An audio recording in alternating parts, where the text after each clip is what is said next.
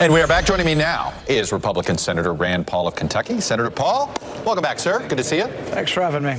Let me start with what you said about the House bill, because to me, the criticism seems similar. You were not happy. You said the Senate has a chance to fix Obamacare after the House did not. And you, as part of your op-ed, you said there were many areas of reform considered: repealing regulations, cutting taxes, and introducing free market reforms into the system. The bill so far falls short on two of these three. Essentially, you said it just cuts taxes. How would you assess the Senate bill on those three key requirements? I think the bills are actually very similar. Both of them do a good job of cutting the Obamacare taxes, and I'm all for that. But if you keep the Obamacare spending, or you stretch it out over a many-year period, you're going to have spending without the revenue to pay for it, and so that makes the debt worse. The other thing is that in the current Republican bill as it stands, they repeal 2 out of 12 regulations. Well, the regulations, you know, well, the mandates that go into your insurance, you have to have pregnancy coverage and dental and vision and all that. That's what added the expenditure to insurance and caused the death spiral that's going on in the individual market.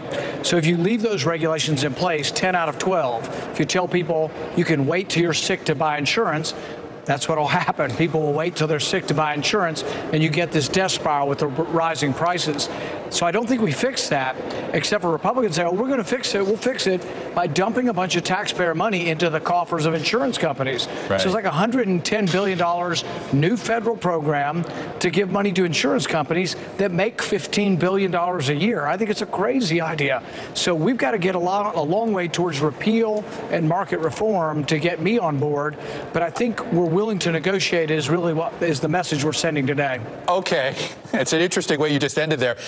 I have to say, what you just said about the subsidies and the tax credits, however you want to describe it, but you're absolutely right. It's government money, and it looks like it's in order to pay for insurance, and it goes into the insurance companies. It's an interesting description, and I don't think many people would disagree.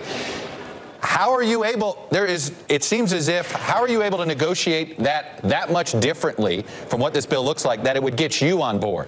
It doesn't sound like they can really get rid of those subsidies, or they're going to lose too many other senators. Well, that's the jockeying that will happen now. And I think by 4 conservatives announcing early on that we can't support the bill as written, we're going to try to tug it in our direction, and we'll see. Will it be adequate for all of us to vote for it?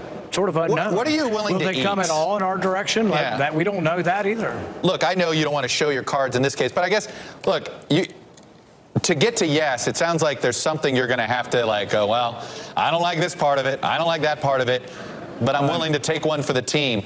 What's your line on that? I mean, I'm sure Mitch McConnell really wants to know. And look, you and your dad were always nicknamed Dr. No, and so maybe there isn't a way for you to get there. But what is that line for you? There are broad areas that have to be a lot better than they are. Repealing regulations, because that adds cost to insurance, and we're promising people we're going to give them less expensive insurance.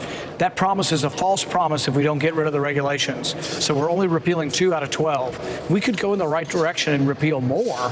That might be helpful. The other thing is that so all 12 isn't a demand. All 12 do not have to be met to get your vote, but more than 2 is what you're saying. Well, what I would say is the current bill has 2, and I'm for 12, so there could be a compromise somewhere in between that.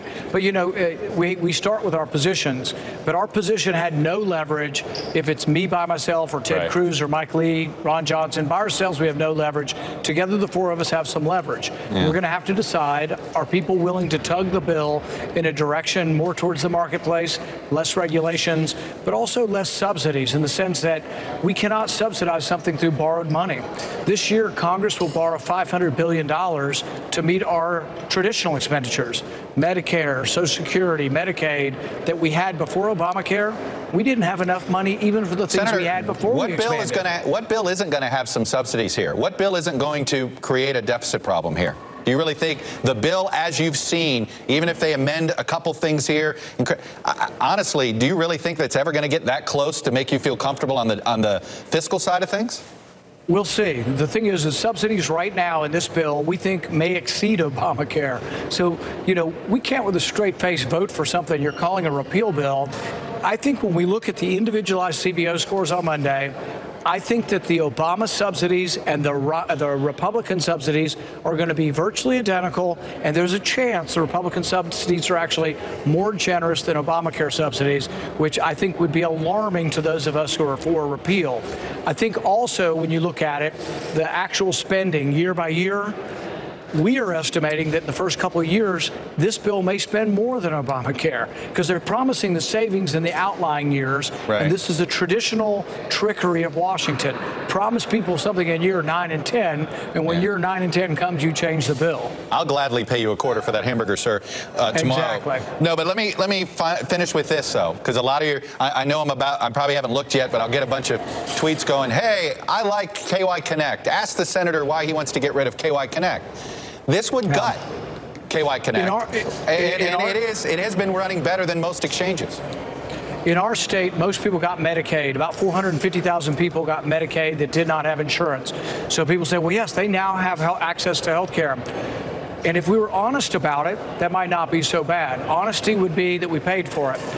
Under Obamacare, we just said the federal government would pay for it, but the federal government has nothing more than a printing press. We run a deficit every year. We have a $20 trillion debt. Well, no, it raised a bunch of taxes to pay for this. No, it goes through the federal government. The federal government really runs at a deficit. We don't have enough I know that for overall, traditional. but if you look at the bill within its own silo, it was designed, those taxes were designed to pay for this. Right, and there's some chicanery in how we come up with the mathematics. What I would say is that Medicaid, in order to be paid for, if you really want to expand it, let the states pay for it. Why do we do the trick of saying the federal government should pay for it? Because one, we just borrow it. If Kentucky had to pay for it, that's the question. Would they like Medicaid expansion if we had to double the state income tax and double the sales tax? I think you'd get some pushback.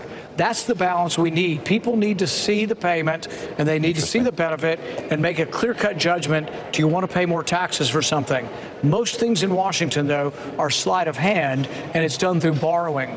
And we are running an annual deficit of $500 billion. You can match it up any way you want, but we are spending more than comes in for all of our programs. Senator Rand Paul, I appreciate you coming on and bringing your perspective. Always appreciate it. Thanks. Thanks.